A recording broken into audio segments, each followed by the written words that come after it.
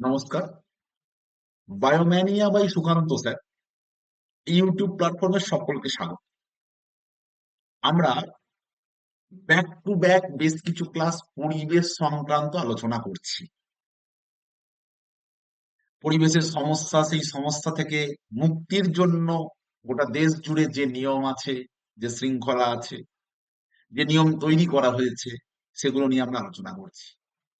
আজকে আমরা আলোচনা করব বিশ্ব আবহাওয়া পরিবর্তন, অর্থাৎ বাংলা তর্জমা করলে হয় গ্লোবাল ক্লাইমেট চেঞ্জ।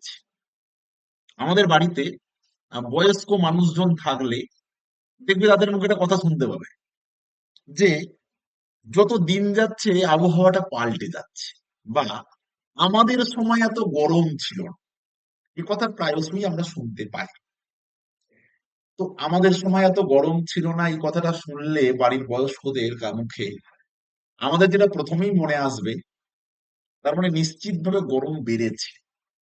মানে মোদ্দা কথা, এই বিশ্ব আবহাওয়ার একটা পরিবর্তন হয়েছে। এই যে বিশ্ব আবহাওয়ার পরিবর্তন, এটাই হচ্ছে গ্লোবাল ক্লাইমেট চেঞ্জ। অর্থাৎ বিশ্ব আবহাওয়াটা আগের মতো আর নেই, এখন সেটা অনেকখানি চেঞ্জ। তো এই যে বিশ্ব আবহাওয়া পরিবর্তন বা গ্লোবাল ক্লাইমেট চেঞ্জ, এই গ্লোবাল ক্লাইমেটটা তো আর একদিনে চেঞ্জ হয়নি। যত দিন গেছে আমাদের বিভিন্ন কার্যকলাপের ফলে এই ওয়েদারটা চেঞ্জ হয়েছে। এই ওয়েদারটা চেঞ্জ হওয়ার বিভিন্ন রকম নেগেটিভ ইম্প্যাক্ট আমাদের মধ্যে এসেছে। আমরা ক্ষতিগ্রস্ত হয়েছি, কারণ আমরাই এই আবহাওয়াটাকে পরিবর্তন করেছি। বা বলা যায় আমাদের জন্যই আবহাওয়াটার পরিবর্তন হয়ে গেছে। এখন মোটামুটি চারটে ঘটনার মাধ্যমে আমরা বুঝতে পারছি যে বিশ্ব আবহাওয়া পরিবর্তন হয়েছে। কি কি ঘটনার মাধ্যমে বুঝতে পারছি? একটার নাম greenhouse effect, 2 number global warming, 3 number acid rain, 4 number O3 whole.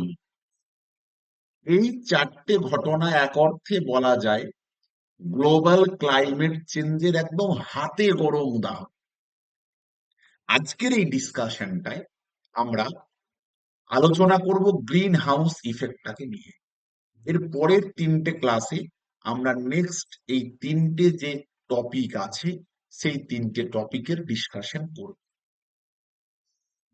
তাহলে গ্লোবাল ক্লাইমেট চেঞ্জ বা বিশ্ব আবহাওয়া পরিবর্তন, আমরা দেখতে পাচ্ছি প্রায়শই খবরের কাগজে শুনি যে সমুদ্রের জলতলের উচ্চতা বাড়ছে। তাহলে গরম বাড়লো, মেরুপ্রদেশের বরফ যেই গলবে সমুদ্রের যে জলের লেভেল সেটা বাড়বে। আর এই সমুদ্রের জলের লেভেলটা যেই বাড়বে, তার আশেপাশে যে সমস্ত মনুষ্য বসবাস করার স্থান আছে সেগুলোকে কিন্তু সে ডুবিয়ে দেবে। এর ফলে সেই সমস্ত অঞ্চলের জীব বৈচিত্র্য মারাত্মকভাবে ধ্বংস হবে, মারাত্মকভাবে জীব বৈচিত্র্য নষ্ট হয়ে যাবে। এবার এই গ্রিন হাউস যেগুলো বলছিলাম, গ্রিন হাউস ইফেক্টটা আমরা আজকে আলোচনা করব। এই গ্রিন হাউস ইফেক্ট আলোচনা করার আগে আমাদেরকে যেটা জানতে হবে সেটা হচ্ছে what is greenhouse. Actually green হাউসটা কি? এটা শীত প্রধান দেশে করা হয়। তো সবুজ রঙের একটা এরকম সিস্টেম, সেই সবুজ রঙের এই সিস্টেমের মধ্যে কোনো একটা গাছকে রাখা হলো, সেই গাছটাকে কাঁচের ঘরের মধ্যে রাখা হলো। যখন সূর্যরশ্মি আসছে তখন সেই সূর্যরশ্মির ভেদন ক্ষমতা অনেকটা বেশি, তার ফলে সে ওই কাঁচের ঘরটাকে ভেদ করে চলে আসতে পারছে। কিন্তু যখন এবার ওই তাপটা কাঁচের ঘর থেকে বেরিয়ে যাচ্ছে, তখন ওই তাপটা কাঁচের ঘর থেকে বেরিয়ে যেতে পারছে না। এই না পারার একটাই কারণ, তার কারণ হচ্ছে ওই তাপটা যখনই বেরিয়ে যেতে চাইবে তখনই সে ওই কাঁচের দেওয়ালটায় ধাক্কা খেয়ে পৃথিবীতে ফেরত আসছে। এই ঘটনাটাই হচ্ছে গ্রিন হাউস। গ্রিন হাউস ইফেক্টটা কি? গ্রিন হাউস ইফেক্টটা হচ্ছে আমাদের কার্যকলাপের ফলে এই বিভিন্ন ধরনের ক্ষতিকর গ্যাসগুলো সৃষ্টি হচ্ছে। এই বিভিন্ন ধরনের ক্ষতিকর গ্যাসগুলো সৃষ্টি হচ্ছে মানে কারা সেই ক্ষতিকর গ্যাস? দেখো, ক্ষতিকর গ্যাসের খুব সুন্দরভাবে তালিকাটা দেওয়া রয়েছে। Carbon die oxide, carbon monoxide, nitrogen die oxide, sulphur die oxide, জলীয় বাষ্প। এরা কি করেছে, আমাদের এই যে পৃথিবী, এই পৃথিবীকে তার বাইরে থেকে একটা আস্তরণের মতো করে দেখো ঘিরে রেখেছে।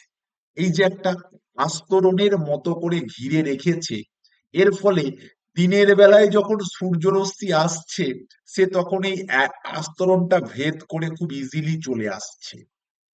কিন্তু যখন বিকালবেলা পৃথিবী পৃষ্ঠ তাপ ছাড়ছে, সমস্যাটা তখনই দেখা যাচ্ছে। কি হচ্ছে? এই যখনই সে তাপ ছাড়ছে, এই তাপ যখন যেতে যাবে তখন সেই লেয়ারের ধাক্কা খেয়ে পুনরায় পৃথিবী পৃষ্ঠে ফেরত আসছে। তাহলে পুনরায় পৃথিবী পৃষ্ঠে এই তাপটা যখনই ফেরত আসছে, তাহলে এই যে ফেনোমেনন, অর্থাৎ পৃথিবী থেকে এই এই এই তাপ মহাশূন্যে চলে যেতে পারছে না, এই ফেনোমেননটাকেই বলা হয় গ্রিন হাউস ইফেক্ট। এবার ফেরত আসার ফলে তার রেজাল্ট আমরা হাতে না হাতে কি পাচ্ছি, সেটাই আমাদের পরের ক্লাসের আলোচনার বিষয়, দ্যাট ইজ গ্লোবাল ওয়ার্মিং।